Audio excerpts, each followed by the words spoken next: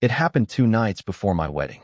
Not even a full 48 hours before I was supposed to stand under the autumn sky, in the vineyard my fiancé and I had fallen in love with during a random weekend road trip, and say I do. But instead of joy or butterflies, I was sitting in the back of a dimly lit rehearsal dinner, staring at my phone, completely numb. My name's Chase, I'm 32, and I come from a family that's always been complicated. You know those families that look great in photos, always coordinated at holidays, smiling at BBQs, polite to a fault when guests are around. But when the door shuts, the claws come out? That's mine. And for some reason, I always seem to be the punching bag in the group chat. I was the middle child of 3. My older sister, Madison, was the family's golden girl from the jump, head cheerleader, prom queen, straight A student, you name it. She could do no wrong in my parents' eyes. Even when she dropped out of college 2 semesters in to marry some guy named Brett she met at a music festival. My younger brother, Tyler, was the baby, and they treated him like a fragile Faberge egg wrapped in bubble wrap. Me? I was the one who always made things complicated. Quiet, introverted, the kind of kid who'd rather stay in his room tinkering with code or reading than playing catch in the backyard. My parents said I overthought things and took things too personally. Madison once called me emotionally fragile during Thanksgiving after I didn't laugh at a joke she made about my old acne scars. Everyone laughed with her. I didn't need another bite that day. Still, I didn't cut them off. I always held on to this foolish belief that if I just gave more, proved more, they'd start seeing me for who I really was. That maybe one day they'd be proud. So when I started my own company at 27, a mobile app development firm that took off faster than I ever imagined, I kept most of it to myself. I didn't want to be the target of jealousy or mockery. I just quietly made a life for myself. And when I met Lauren, my now fiancée, it was like finally someone saw me. Really saw me. She was kind, grounded, sharp as hell, and made me feel like I mattered. She didn't care about flashy success or how many zeros were in my bank account. She cared about how I treated the barista, how I talked about my day, how I lit up when I shared a childhood memory that wasn't painful. I proposed after 2 years. She said yes, smiling through tears. I should have known then that my family would find a way to ruin it. The first red flag came a few months into planning. Lauren and I were footing the bill for everything. We chose to have a modest wedding, under 100 guests, outdoors, catered by a family-run farm-to-table place we loved. I reached out to my parents, Madison, and Tyler individually to talk about logistics, hoping they'd be supportive. My parents were oddly indifferent, giving vague, "We'll see if we can get time off," responses, which was wild considering I told them the date 6 months in advance. Tyler ghosted me completely. And Madison, well, Madison said, "That weekend is actually super inconvenient. Brett has a fishing trip with his buddies, but I'll try to swing by if I can find a cute enough dress on short notice."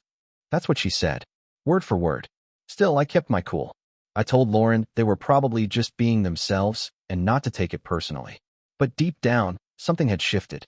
And then came the family group chat incident. A couple weeks before the wedding, Lauren sent out a cute little reminder message in our family group thread, just a lighthearted countdown with a picture of the venue and a note that said, "Can't wait to celebrate with all of you." She even added a champagne emoji. No one replied, not even a thumbs up. It sat there, unread by my brother, ignored by my parents, and worst of all, seen but untouched by Madison. That night, Lauren quietly deleted the message from the chat. She didn't say anything. She just curled up next to me on the couch and said, "It's okay. It'll still be a beautiful day."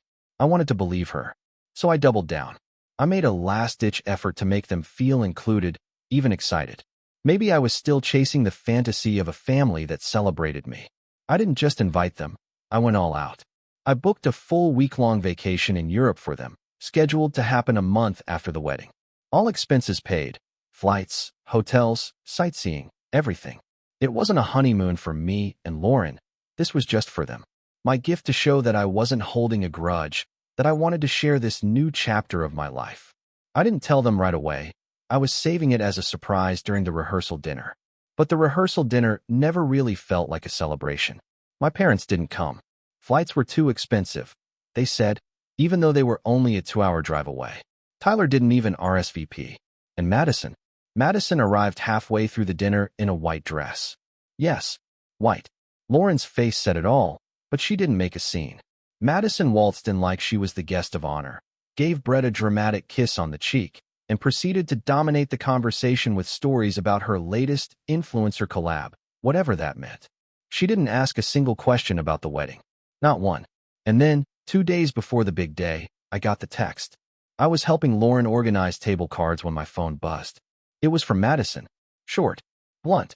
No greeting. No one's coming to your wedding. We all decided you're not worth the trip. I stared at it. My thumb hovered over the screen. I felt Lauren's eyes on me, waiting for me to read it aloud. But I couldn't. I just handed her the phone. She read it, blinked, and then asked, "All of them?" I nodded. That was it. No explanation. No apology. Nothing. Just that sentence. For a minute, I didn't even feel hurt. I felt hollow, like I'd finally reached the end of something I'd been holding onto for way too long. I stood up, walked to the kitchen, poured myself a glass of water with trembling hands, and just sat at the table in silence while Lauren came up behind me and rested her chin on my shoulder. She didn't say anything. She didn't need to. That one message had shattered whatever illusions I'd still been clinging to. But that's not the end of it. Because what Madison didn't know, what none of them knew, was that just 3 hours before she sent that message, I had finally finished confirming the details on that European vacation I booked for all of them. A luxury resort, a private tour of Tuscany, wine tastings, and spa days. Everything set under my name, my account, my card. I'd been planning it for months, talking to travel agents, coordinating flights, curating an experience that would have been the trip of a lifetime.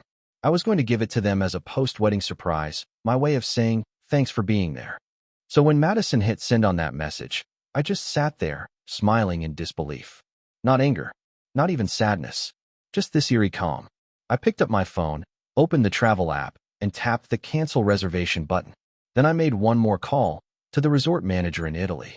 I explained the situation, asked them to send confirmation emails to all guests letting them know their bookings had been terminated due to a billing issue. The manager, a polite man named Marco, said, "Of course, sir. It will be done within the hour." And then I waited. Because if I know anything about my family, it's that they never read the fine print. And they definitely didn't realize that every room, every flight, and every reservation was linked to me. By that evening, my phone lit up like a Christmas tree. And that is where things got very interesting. I wasn't expecting them to find out so soon. I figured it would take a couple of days, maybe even until they got to the airport. But no, it happened fast.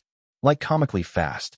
It started with a text from my dad, which was already weird because he hadn't reached out directly in months. I stared at his name on the screen for a few seconds before opening it. There's something wrong with the resort. They just called to say the rooms were canceled? Did you do that? No greeting. No, how are you? Just straight to suspicion. Classic dad. For a man who barely acknowledged my engagement and never once asked how wedding planning was going, he had no problem sending accusatory texts the second something didn't go his way. I didn't reply. I didn't feel the need to. I just watched the silence on my end stretch out like a rubber band. 10 minutes later, my phone buzzed again. Madison this time. What the hell, Chase? Why is the Tuscany thing canceled? Still not a question about the wedding.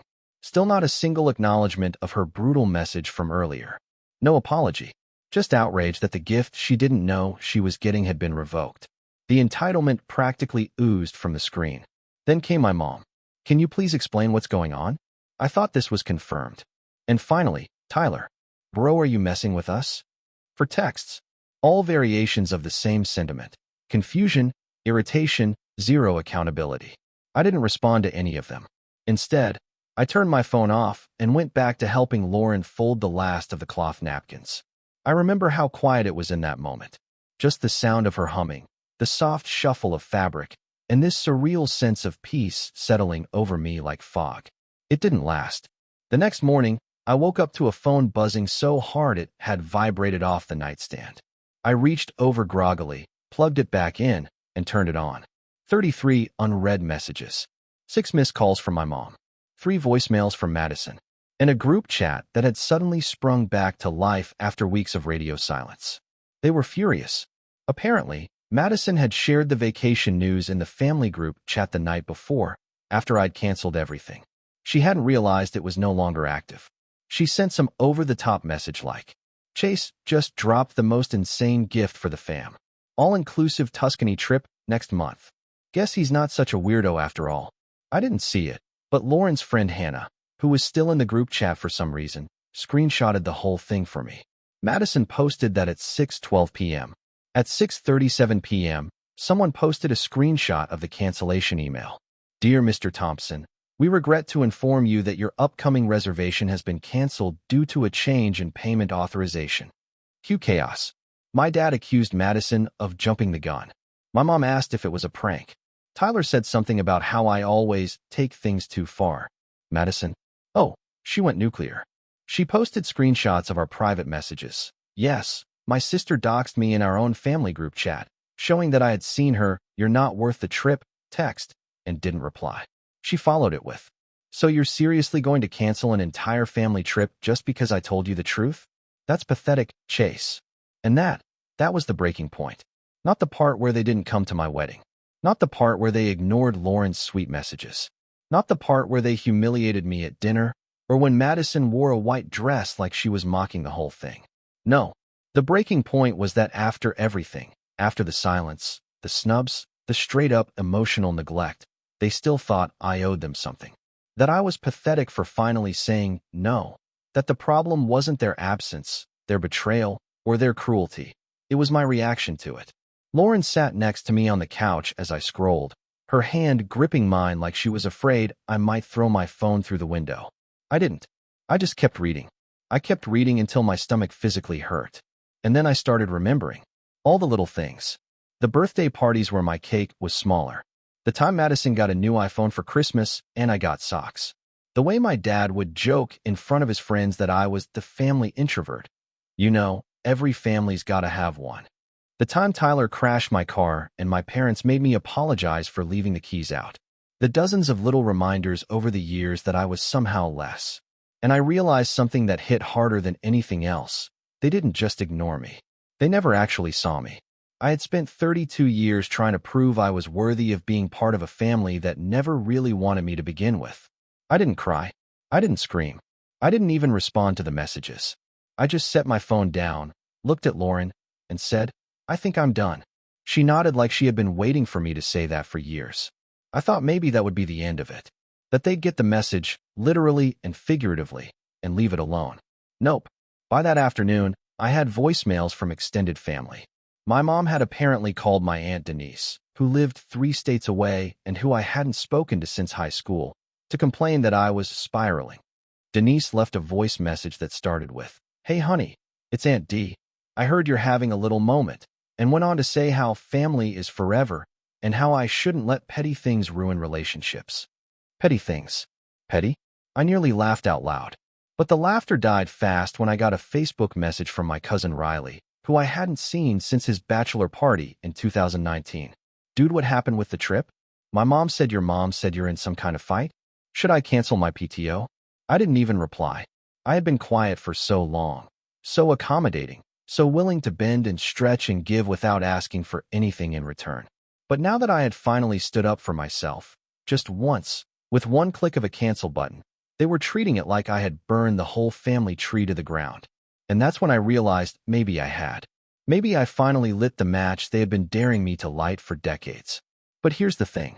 That wasn't even the real betrayal yet. That came the next morning.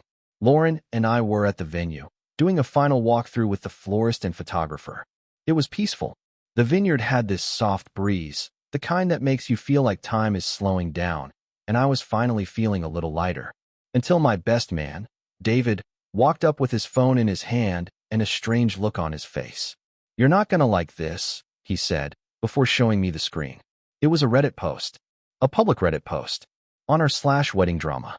The username wasn't immediately familiar, just a throwaway, but the writing style? The details? It was unmistakable. Someone had posted a story about a controlling tech bro groom who weaponized money to manipulate his family and canceled an entire European vacation out of spite because his sister couldn't make it to his overpriced wedding. And the kicker? They posted photos. Of me. Of Lauren. Of our venue. They blurred out our faces, but barely. The comments were brutal. People calling me selfish, saying I was emotionally immature, speculating that I was some kind of narcissist with money and abandonment issues. Lauren took one look and gasped, "That's your suit. That's our venue." We both knew instantly. It was Madison. No one else would have known that much. No one else would have described me in those words. She had always said things like, "Tech bro," to dismiss my career. Always said Lauren was too normal for me. She was the only one who had taken photos at the rehearsal dinner. And now, 2 days before my wedding, she had posted about us online. Framed it like she was the victim. Painted me as some bitter rich kid having a meltdown because his family wasn't bowing down to his demands. That was the real betrayal. Because now it wasn't just private. Now it was public. I stared at the screen for a long time. Not angry. Not even shocked. Just broken. Lauren put her hand on my back. "What do we do?" I looked at her, my jaw clenched so tight it hurt. And I said the only thing I could think to say. "I think it's time they learn what consequences really look like." I didn't sleep the night before the wedding. Not because I was nervous. Not because of excitement. But because somewhere between rereading the Reddit post for the third time and listening to Madison's voicemail for the fifth, something in me snapped. Not in a fiery, screaming, throw things across the room kind of way, but in that cold, silent way where your entire body goes still because you finally realize just how deep the knife really went. There's a kind of heartbreak that's so quiet, so absolute, it doesn't need tears. It just leaves you empty. I lay in bed with Lauren's hand resting on my chest, her breathing slow and soft beside me, while my mind spun through years of memories like a tape I couldn't shut off. Childhood birthday parties where Madison accidentally knocked over my cake. Family game nights where I was always the one blamed for ruining the vibe. Report cards with straight A's that got a nod while Tyler's C+ in geometry earned him a celebratory dinner. It wasn't just the Reddit post. It wasn't even just the wedding snub or the vacation betrayal. It was the cumulative weight of a lifetime of being quietly dismissed, subtly mocked, and emotionally sidelined. And now, when I had everything to give, when I had built a life full of love, a business that thrived, a future worth celebrating, they still chose to belittle me. They chose to make me the villain of my own story. That was the fall. The realization that no matter how much I gave, it would never be enough for people who decided long ago that I didn't matter. The wedding was the next morning. It was beautiful, stunning, even. The sun bathed the vineyard in gold. Lauren looked like poetry in motion, walking down the aisle in a soft ivory dress that caught the light like silk on water. The guests, friends, colleagues, chosen family, clapped and cheered and wiped tears during our vows. There was laughter, dancing, speeches that made us cry for all the right reasons. Not one blood relative of mine was there. Not a single one. But for the first time, it didn't feel like something was missing. It felt intentional. Like the people who mattered were the ones who chose to show up. Not out of obligation, but love. Not because they shared my DNA, but because they shared my heart. Still, even in that joy, the betrayal lingered. I caught myself glancing at my phone during the reception more than once, half expecting another message from my mom, or a new passive-aggressive comment from Madison, or a Reddit thread titled, "Update. Groom has a meltdown during wedding." But nothing came, and the silence said everything. In the days that followed, Lauren and I escaped to a quiet cabin in the mountains. No service, no distractions, just us, a fireplace, and fresh air that felt like it could heal old wounds. We didn't talk about my family much at first. We just existed. We slept in, made pancakes, played board games, and sat on the porch wrapped in a shared blanket as the sun set. And slowly, I started to breathe again. Not the shallow, bracing kind of breath you take when you're waiting for the next emotional gut punch, but the deep kind. The kind that fills your lungs and stretches your ribs and makes you remember what it feels like to exist in your own body. That was the beginning of the rise. Not dramatic, not instant, just quiet steps back into myself. When we got back from the cabin, I muted the family group chat, archived the texts, unfollowed Madison on every platform. I didn't block anyone, not yet. That felt like giving them too much space in my head. But I did what I needed to do to create some distance. And then I started rebuilding. Not in the way people imagine when they think revenge. There was no montage of me hitting the gym or launching a new company or buying a sports car. I didn't suddenly reinvent myself overnight. What I did was simple. I started choosing peace. I met with my team at work and told them I was going to take a step back from day-to-day operations. I promoted my CTO, the brilliant and loyal friend who had been with me since day one, and gave him the reins. I didn't want to live in meetings and stress anymore. I wanted to create again. So I opened a side project, something small, personal, an app to help people set boundaries with family.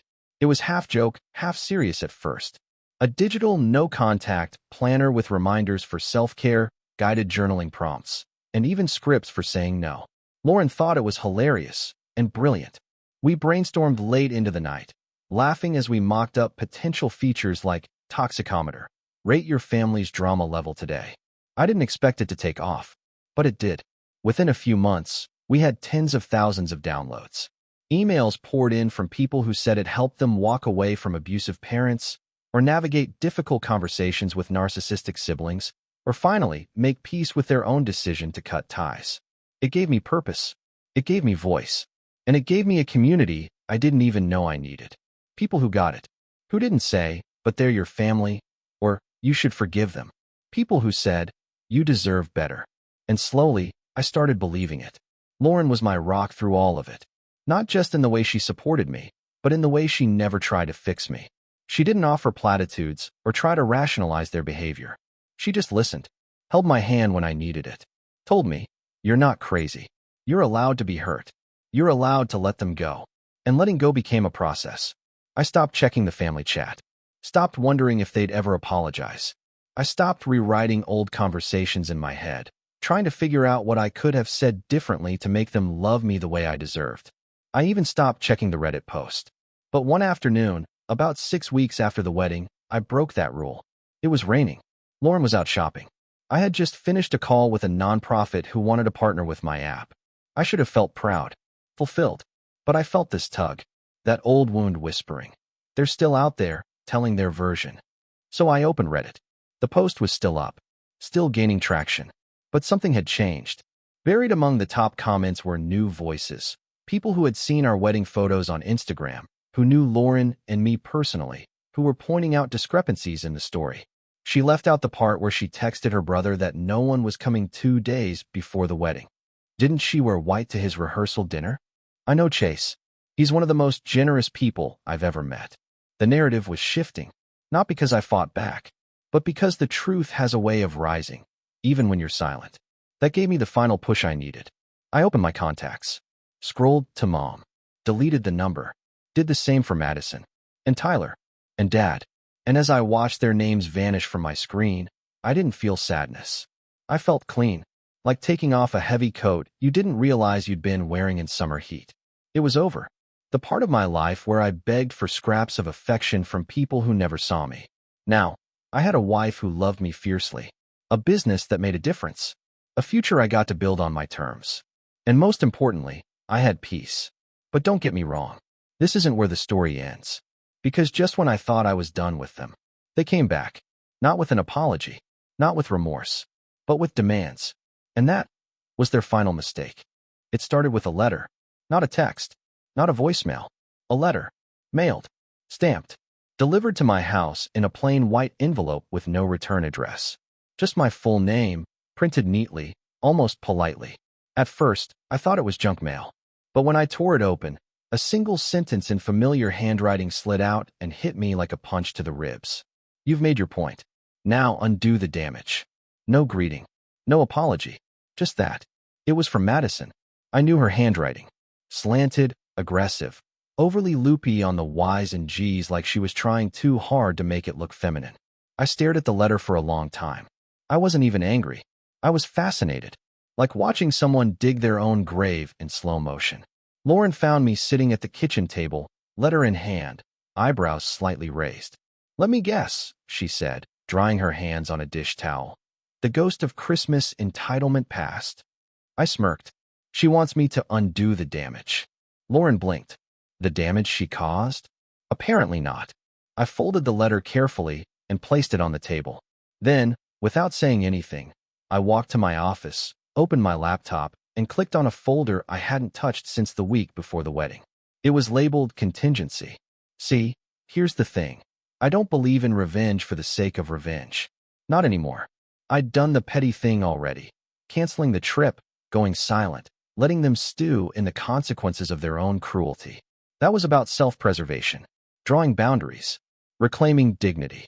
But this was different. Madison didn't just want forgiveness. She wanted a reset. She wanted me to unwrite history. She wanted control back. And that made this more than personal. It made it strategic. So I opened that folder. Inside were screenshots, recordings, emails, and social media backups. All things I had quietly archived over the years. Not out of paranoia, but because some part of me knew this day might come. When you grow up around manipulation, gaslighting, and selective amnesia, you learn to keep receipts. There was an email from Madison calling Lauren a placeholder until someone better comes along. A group chat transcript where my mom suggested that inviting Lauren's family to Thanksgiving would make things awkward. A voice memo Tyler accidentally sent me during a camping trip, where he joked with his friend that Chase only gets invited to things so mom doesn't feel guilty. I had enough evidence to build a case against every single one of them. But I didn't want revenge for its own sake. I wanted clarity. I wanted them to understand, viscerally, that I was no longer the quiet kid in the corner who they could walk all over. I was a man with power, with resources, with a platform, and now, with a plan. The first thing I did was loop in David, my best friend, and now the only person besides Lauren who had seen the full scope of the family's meltdown. "You sure you want to do this?" he asked, nursing a coffee across from me at our favorite cafe downtown. I nodded. I don't want to hurt them, but I want to make it impossible for them to keep rewriting the story. He raised an eyebrow. "So, like a truth bomb?" "Exactly. Controlled. Precise. No chaos. Just facts." David leaned back, a slow grin spreading across his face. "All right. I'm in." Over the next week, we got to work. Lauren helped me compile a timeline, not just of recent events, but a full history. Every slight, every betrayal, every lie, recorded and dated. We didn't embellish. We didn't dramatize. Just cold, hard documentation. Meanwhile, David used his connections in the media. He was a freelance editor for a few major lifestyle sites and helped me pitch a story. Not a takedown, a perspective piece. We framed it as what it's like to be the scapegoat child at your own wedding. Anonymous. First person. Raw. Honest. The kind of story that lives in the gray area between heartbreaking and eye-opening. Not accusatory, but unflinching. The editor loved it. They wanted to publish it on a major platform under a pseudonym, complete with light illustrations and a feature on navigating family estrangement in adulthood. That was step one. Step two? I made a quiet update to the app I'd launched, the boundary setting one. We added a feature called Family Ledger. It let users track historical patterns of behavior in family relationships. It wasn't for venting, it was for clarity. You could log events, categorize them, emotional neglect, verbal abuse, gaslighting, and even attach media. It was secure, private, encrypted. We launched it quietly to our most engaged users. Within 48 hours, usage skyrocketed. People were ready to tell the truth to themselves. And I realized then, this wasn't just about my story anymore. This was a pattern, a generational wound, a quiet epidemic of good people being crushed under the weight of family expectations and forced silence. Step 3 was the most delicate. I scheduled a Zoom call with my accountant and my lawyer. Because, you see, a few years back, I'd set up a family trust. Not because anyone asked, but because I had once dreamed of helping my family build a future, of buying a lake house we could all share, of paying for Tyler's kids' tuition, of creating a safety net. That trust was still active, still untouched, still in my name, but not for long. I instructed my lawyer to dissolve it by the end of the month, to distribute the funds into a new charitable foundation, one with Lauren and me as co-chairs, dedicated to helping young adults recover from toxic home environments, find housing, mental health support, and career training. My family would never see a dime. That was step 4. By the end of the week, I felt different. Not vindictive, not smug, just clear. I didn't tell Lauren everything. Not yet. I wanted her to see it unfold without carrying the weight of expectation. But she knew I was planning something. She could see it in the way I moved, calm, deliberate, with a kind of quiet resolve she hadn't seen in me before. "Whatever you're doing," she said one night as we sat on the porch, "just promise me you won't let it darken you." I kissed the back of her hand. "It's not about darkness. It's about turning on the lights." She smiled. "Then light it up, baby." The article dropped 2 days later. It went viral. Not instantly, but steadily, organically. The headline wasn't clickbait. It was haunting. I got married without my family, and it was the first time I felt free. Thousands of shares. Comments from people who said it felt like their story. Therapists quoting it. TikToks dissecting it. It wasn't about me. It was about us. The forgotten middle children. The scapegoats. The quiet ones. The survivors. Madison knew it was me. Of course she did. She emailed me the next day. Not a letter this time. An actual email. Subject line, wow. The body? So now you're some kind of hero? Is this really the image you want of yourself out there? I didn't reply. Instead, I forwarded it to my lawyer. He replied with a one-line response. Per your previous instruction, we will finalize the trust dissolution by Friday. Let them read that headline. And I wasn't done yet. Because I had one more play. One final move. A wedding gift that had sat unopened in our guest room since the ceremony. A large, silver-wrapped box with no name tag. I hadn't wanted to deal with it before. Something about it felt off. But now, I opened it. Inside was a bottle of vintage wine. Expensive, rare, and a handwritten card that said, "Congratulations.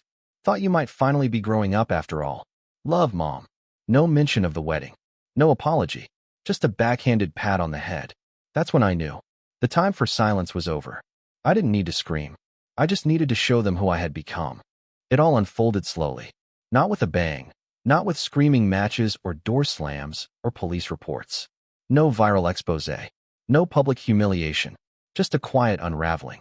A series of consequences so well planned, so calmly deployed, that by the time they realized what had happened, they couldn't even figure out where it all started. And that was the point. I didn't want a war. I wanted clarity.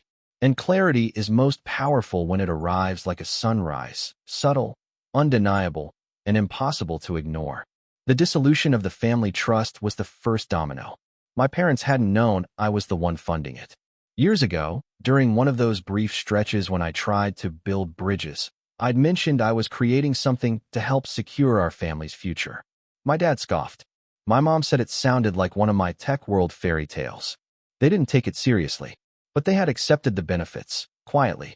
See, over the past 2 years, they had gotten used to the small payouts. Not big ones. Just enough to feel comfortable. Enough to cover car repairs, property taxes, a few credit card payments here and there. Every time, they thought it came from some account Chase set up when he started making money. They never asked questions. They just assumed I'd always be there to bail them out.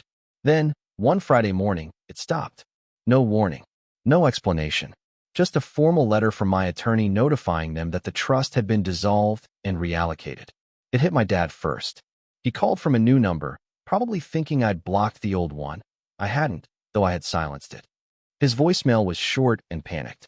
"Chase, I don't know what's going on with that fund, but the bank's saying it's gone. Is this some mistake? Call me back." 2 hours later, a voicemail from my mom. "Honey, we're confused. We just got this letter. Can we talk? I'm sure there's been some kind of misunderstanding." But the best came from Madison. An email titled, "You're really doing this?"